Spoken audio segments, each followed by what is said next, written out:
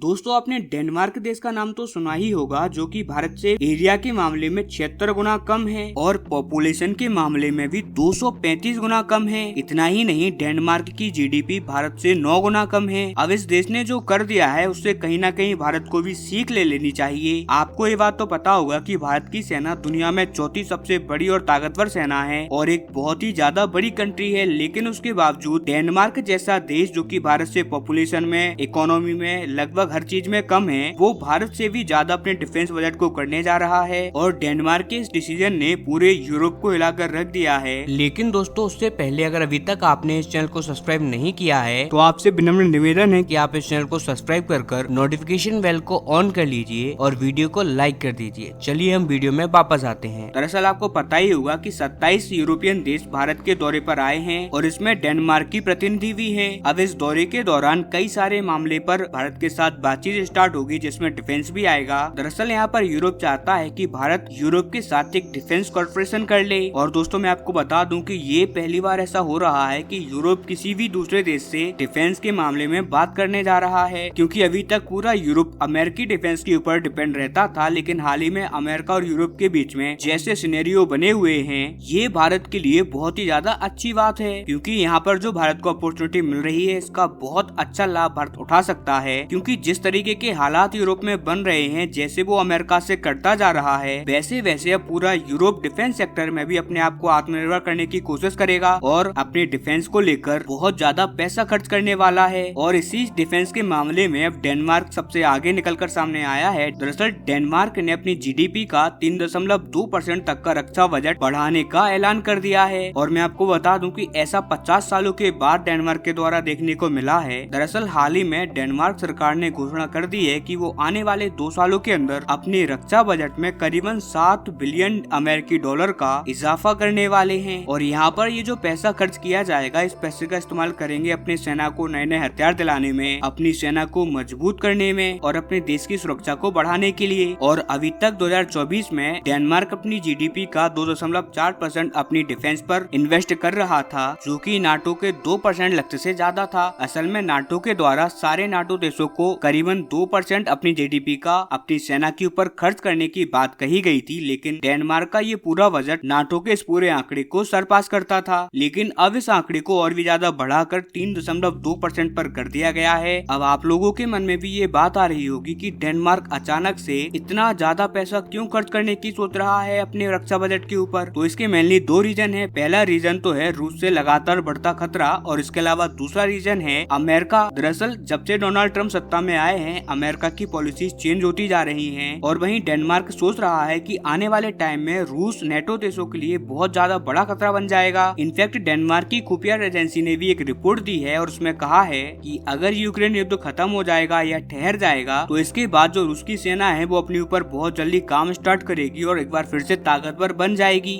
इसके अलावा बाल्टिक सागर क्षेत्र में किसी भी नेटो देश के ऊपर अटैक कर सकती है और इसी वजह से कई सारी यूरोपियन कंट्रीज अपने रक्षा बजट को लगातार बढ़ा रही हैं। वहीं जो डेनमार्क के रक्षा मंत्री हैं, उन्होंने साफ कर दिया है कि पूरे नाटो को अपनी सैन्य शक्ति को बढ़ाना होगा और अपनी सैन्य शक्ति को रूस की रफ्तार के साथ मिलाना होगा। अदरवाइज आने वाले कुछ ही टाइम में यूरोप के कई सारे ऐसे देश हैं जो कि बहुत ज्यादा खतरे में पड़ जाएंगे। यहाँ पर डेनमार्क को ये डर है कि जैसे डोनाल्ड ट्रम्प नाटो से बाहर जाने की बात कर देते हैं, कभी कभी कुछ बोल देते हैं, और अगर सच में उन्होंने नेटो से अपनी सैन्य सुरक्षा कम कर ली तो ऐसी अवस्था में यूरोपियन देशों को अपनी सुरक्षा खुद करनी होगी। दरअसल आप लोग ये बात भी जानते ही होंगे कि हाल ही में जो ट्रम्प ने कहा था कि वो यूक्रेन को लेकर अमेरिका की नीति बदलने वाले हैं, क्योंकि पहले तो अमेरिका ये कहता था कि बिना यूक्रेन के हम यूक्रेन के ऊपर कोई भी फैसला नहीं करेंगे। लेकिन जैसे ही ट्रम्प सत्ता में आए, उन्होंने इस नीति को चेंज कर दिया। उन्होंने रूस यूक्रेन के युद्ध को लेकर जब ट्रम्प से बातचीत करी है, उससे पहले ही यूक्रेन को साइड आउट कर दिया था। इनफैक्ट रूस के द्वारा जो आक्रमण किया गया था यूक्रेन पर, उसके लिए भी उन्होंने यूक्रेन को ही जिम्मेदार ठहरा दिया था। और ये बात तो मैंने आपको कल की वीडियो में बताई ही। इसके अलावा अमेरिका के जो रक्षा सचिव हैं, उन्होंने फरवरी में ही कहा था कि यूक्रेन के 2014 से पहले वाले बॉर्डर को एक बार फिर से बहाल करना ये सही नहीं होगा, ये एक तरीके से अव्यवहारिक होगा। इसके अलावा नेटो अगर यूक्रेन का सदस्य बन जाता है तो ये भी उचित नहीं है। अब इन बयानों को सुनकर यूरोप के देश कहीं न कहीं सदमे में आ चुके हैं, क्योंकि अब से पहले जो अमेरिका लगातार यूरोप का साथ दे रहा था और यूक्रेन को मदद पहुंचा रहा था, अब वही ही अमेरिका एकदम अपना स्टांस चेंज कर चुका है। अब वही अमेरिका लगातार यूक्रेन के विरोध में अपनी बयानबाजी कर रहा है और यही एक बड़ा रीजन है जिसकी बदौलत इसके अलावा जैसे अमेरिका ग्रीनलैंड को अपना बनाने की बात करता रहता है, इन सभी सिनेरियो को देखते हुए अब पूरा यूरोप कहीं ना कहीं अपनी सेना को मजबूत करने के बारे में सोच रहा है और इस पर कुछ देशों ने स्टांस भी ले लिया है और उन्हीं में से एक है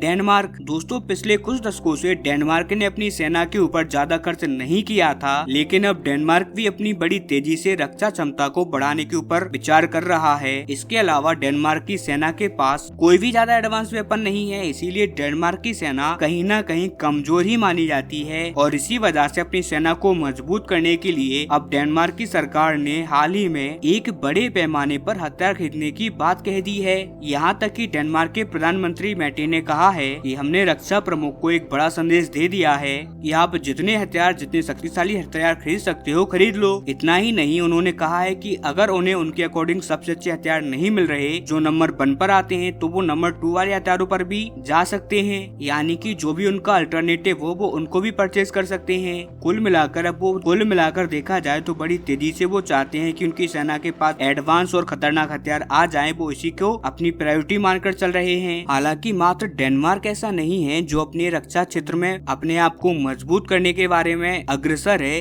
डेनमार्क के अलावा लिथुआनिया भी उनमें से ही एक ऐसा देश है जिसने ऐलान किया है कि वो 2026 तक अपने रक्षा बजट को 5 से 6% जीडीपी तक बढ़ा देगा। लिथुआनिया ने कहा है कि वो अगले साल से ही 4% अपनी जीडीपी तक का अपनी सुरक्षा पर खर्च करेगा। इसके अलावा हम अभी से इसे 5 से 6% पर ले जाने के बारे में रणनीति तैयार कर रहे हैं। दोस्तों, ये पहली बार हो रहा है जब कोई भी यूरोप का देश अपने डिफेंस पर इतना ज्यादा विचार कर रहा है, अपने डिफेंस पर इतना पैसा लगाने की बात कर रहा है, क्योंकि अब ऐसा टाइम आ चुका है जब उन्हें अमेरिका पर जरा भी भरोसा नहीं है। हो सकता है कि अमेरिका अपना स्टांस कभी भी चेंज कर ले। इसके अलावा उन्हें रूस से भी खतरा महसूस हो रहा है। अब दोस्तों, जैसा कि मैंने आपको कहा था कि भारत को डेनमार्क से सीख ले लेनी चाहिए, वो भी मैं आपको बताता हूँ कि मैंने ऐसा क्यों कहा था। दरअसल आप जानते ही होंगे कि डेनमार्क की तरह भारत को भी एक बड़ा खतरा है चाइना से। दरअसल पाकिस्तान को तो हम बड़ी आसानी से इस टाइम पर मात दे सकते हैं, लेकिन चीन आज भी हमारे लिए एक बड़ा थ्रेट है। चीन लगातार हमारे आसपास के एरिया में अपना प्रभाव बढ़ा रहा है और अगर हमें चाइना को कड़ी टक्कर देनी है तो हमारे रिसर्च एंड डेवलपमेंट यानी कि R&D पर ज्यादा खर्च करना होगा। अगर हम रिपोर्ट्स की बात माने तो किसी भी देश को अपनी जीडीपी का 2 से 2.5% अपने रक्षा बजट पर खर्च करना चाहिए, लेकिन वहीं अगर हम भारत के सिनेरियो में बात करते हैं तो भारत 2% भी अपने रक्षा बजट पर खर्च नहीं करता। और फिलहाल की कंडीशन में जो स्थिति यूरोप में बनी हुई है और जैसे यूरोप के देश भारत की तरफ देख रहे हैं, ये भारत के पास एक बहुत बड़ी अपॉर्चुनिटी हो सकती है अपने हथियारों को यूरोप तक पहुंचाने की। हम ये बात बहुत अच्छी तरीके से जानते हैं कि यूरोपीय यूनियन में 28 से 29 देश हैं और हमें ये भी जानना चाहिए कि सारे देशों के पास अच्छे हथियार नहीं है जैसे जर्मनी या फ्रांस के पास हैं। ऐसे में भारत के पास ये बहुत बड़ी अपॉर्चुनिटी है जिसमें भारत चाहे तो अपने हथियारों को उन देशों के साथ मिलकर डेवलप कर सकता है। इसके अलावा भारत के पास इतने अच्छे अच्छे प्राइम हथियार हैं, इन हथियारों को अमेरिका भी परचेज कर रहा है भारत से। तो ऐसे में अगर भारत चाहे तो अपने हथियारों को यूरोप के देशों को भी बेच सकता है। अब हमें देखने वाली बात ये है कि यूरोपीय यूनियन का जो डेलीगेशन भारत में आया है, आखिरकार वो भारत से किन किन समझौतों पर बात करते हैं और भारत उनको क्या भारत उनको अपने डिफेंस इक्विपमेंट या फिर डिफेंस में जितने भी हथियार हैं उनको बेचता है या फिर नहीं। अब ये सब तो हमें आगे आने वाले टाइम में पता लग जाएगा और जैसा भी होगा मैं आपको बताऊंगा। तब तक के लिए आप इस वीडियो पर लाइक करना ना भूलें।